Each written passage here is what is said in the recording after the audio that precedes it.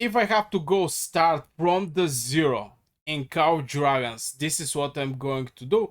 Maybe this is going to be helpful for the people who is just jumping in the game, since mostly my content is around our seasons and my audience is mostly around my season. But in general, I think also the people who is just starting the game can get little more advices, let's say, from the people who is already experienced in the Cow Dragons. It's like 1 year and something. I don't remember quite well how many.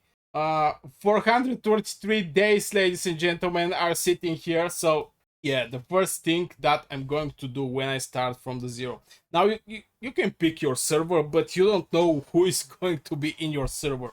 The first thing I'm going to do is create my account and maybe create 3 farms in the servers that is around my server. This is the first thing that I'm going to do. At some point, I'm going to get matched in same division with my some of my farms, and like this I can get my farm with me on same account. I'm going to have my two castles in same account, not like making account and with making with other email the other account and stuff like this. I'm going to have with me my farm, and this is the first thing that I'm going to do, starting in from the zero. The second thing I'm going to do is focusing over the development, the first 1 and 2 season. This is with crucial importance. People get hungry for the battle, but yeah, listen to this. Don't jump directly in the fights. Develop your castle. You're not going to be in that great help. Most likely, most of the people are going to be around your power, but in general, you better go develop yourself. Don't use resource healing. Just focus over developing. Period. Get behemoth buffs, get everything. And this brings me to the second point that definitely I'm going to focus. And this is getting in the best alliance that is in the server. Since having been in the best alliance, first, this is the development time. So most likely the most gold chest that is going to be bought is going to be at the beginning when people are developing, trying to open their tier 5. Maybe you're going to have some people who is wanna open tier 5 in the season 1. You don't know that, but I'm for sure going to try to get in the best alliance possible for the gold chest. Now it may sound little stupid, but it is what it is. Gold chest is in great support for free-to-play players and even low spenders. From gold chest, you're going to even get these juicy VIP points that you can use and level up your VIP. You know what is happening in the VIP. You get some boosts over some speed, train speed, gathering speed, second Q, by the way, very important. This is the next thing that I'm going to focus at maximum, is opening this Q research queue permanently. And this is with crucial importance because every day you delay opening this second queue, it's like you're losing one day speed up. Every day you delay opening the this permanently second queue for the research is with crucial importance. And from there is also opening your gold head here. You can get the gold head. Previous is just epic heroes here, but at level 8 also you get your first gold head. Now most likely you're going to put some hero from the gold keys at the beginning. That's absolutely normal. I don't remember when the Kinara was presented, but the moment you get this hero, maybe you can focus over this hero that is not from the gold keys. Now the bad thing about the heroes from the gold keys is really hard to be awakened if you don't extra invest in them. But anyway, we're going to go over this. The strongest alliance also is going to provide you with gates, with behemoths, with so many things. Maybe I can pick one behemoth just for the example. Do we have some behemoth here that is not occupied in our? Yeah, maybe this hydra here is still gray. Like, I don't know if you can see. 600 gems, teleport school, some speed ups, resources. and stuff like this. All these rewards is going to be yours if you're in the strong alliance. So alliance is with crucial importance for development of every player. Even till these days is with crucial importance. Not because of these small rewards, that is pretty good to be have it, but also winning the season. By winning the season, you're going to have dragon rewards, and these dragon rewards have very decent pet skills. Most of the people, like 99% from the people, is going to go for the pet skills.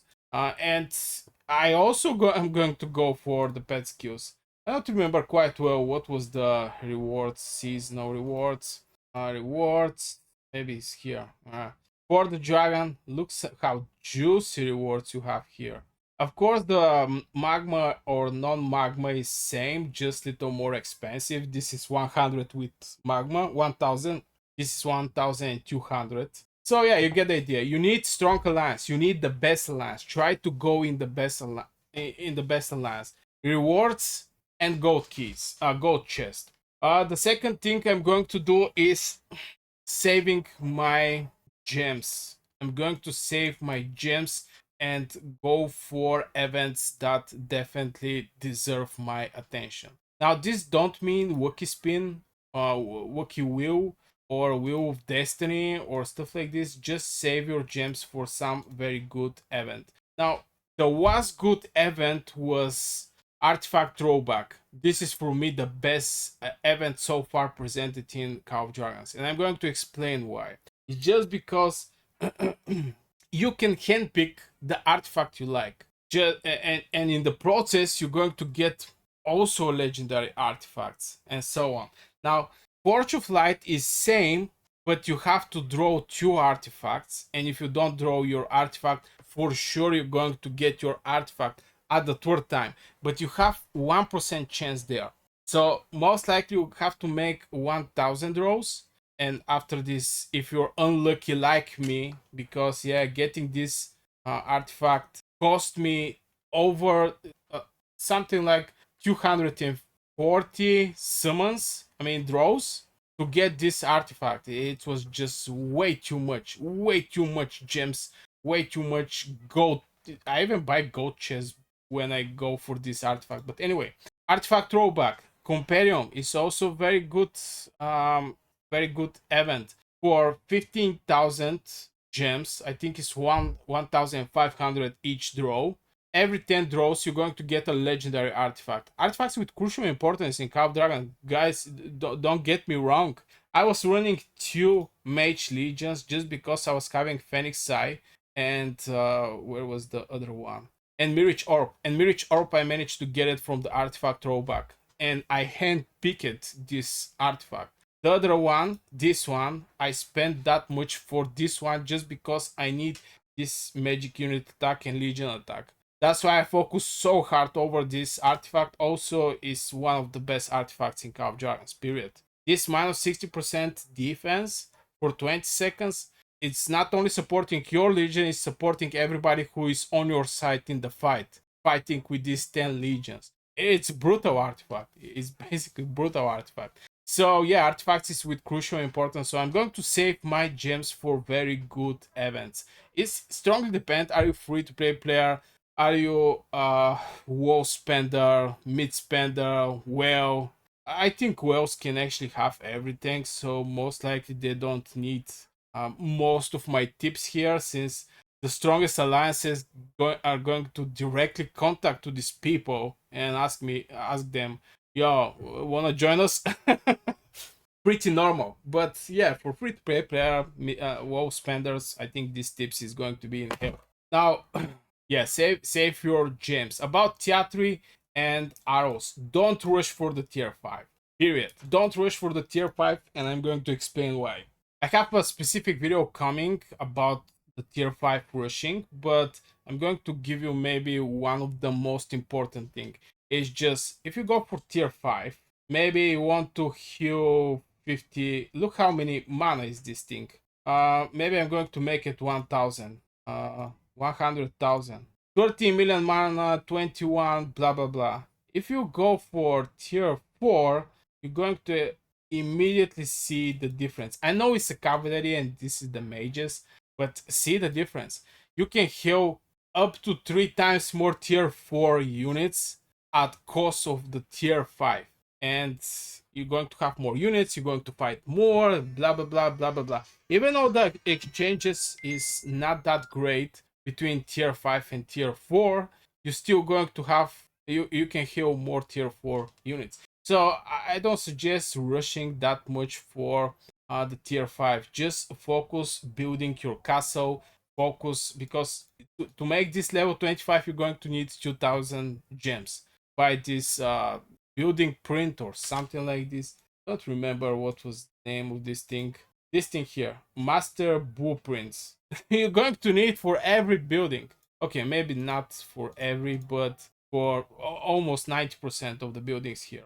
So yeah, be smart with your gems. I don't suggest people go for leveling up, going to farm gems, but yeah. Now for the research part, this is also crucial important. Keep everything builded, but for the researches, definitely I strongly suggest people focus over the military.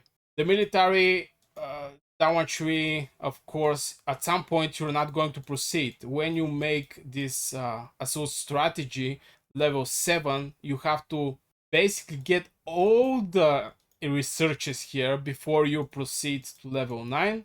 From here to go for the tier 5. This is with crucial importance. But before that, you have defense formation. That costs a lot of time, by the way. This thing costs a lot of time. This thing also costs a lot of time. Also is going to ask you to have this one and this one, level it up. Just military Daventry, I think, not Daventry, military research or military tech is with crucial importance for you. Why? It's going to make your unit strong, your troops strong. You're going to stand more on the battlefield. You're going to be in the better heal for your lance, and you're not going to get kicked at the end of the season if you perform good in the fighting. Since I'm not gonna lie, my infantry, I was 45 million power, and my infantry was my attack was level 3, my defense was level 1, and I did merits trading with 2 times less power, 21 23 million people, just to get equal trades.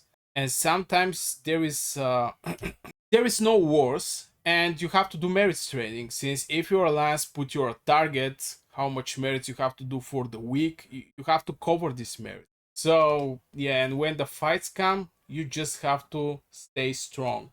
This is, yeah, maybe the recommendation if I start from the zero where I'm going to focus. Now, some of these researches you're going to get for free just by exploring the map, which is absolutely fine. But if you don't get them, just focus over them. Here is the level 2, level 3 units, level 4. Now, level 4 is, this thing is going to be opened in the season 1, just to mention that.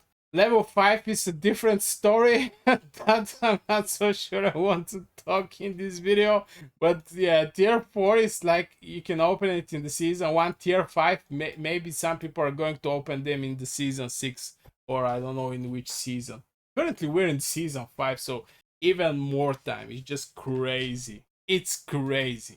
The other thing that I'm going to maybe do, and it's with some good importance, I think most of the people already know that this is sending your gathering heroes. Try to get the same level node. For example, this level 5, try to get level 5 gold mine, try to get level 5 wood mine, ore mine.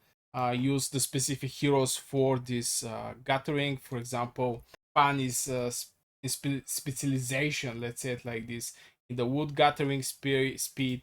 Kiewa is for gold gathering speed. Yeah, gold gathering speed. Chakchi is for ore. Ordo is for mana.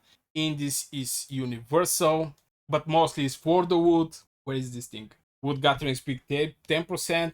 But yeah, use this advantage of your heroes and always try to get same level node, because they're going to, all the heroes is going to finish in the same moment. It's not like sending on the level 5 and after this the other hero is level 6, one of the hero end his gathering and the other hero you have to wait him or just the management of the gathering is little more hard if you just pick same level node for all the heroes. Now let's talk about the heroes.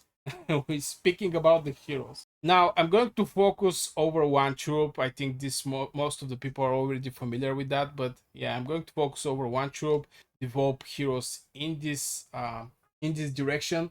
Now, if you're a free-to-play player, it's just what luck you have in the gold keys in the tavern.